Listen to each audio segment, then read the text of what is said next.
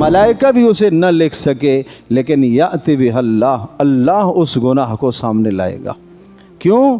ان اللہ لطیف خبیر، اس لیے کہ اللہ بڑا باریک بین ہے اور اللہ انسانوں کے اعمال سے باخبر ہے۔ اس پاک پروردگار سے تیرا کوئی عمل پوشیدہ نہیں ہے۔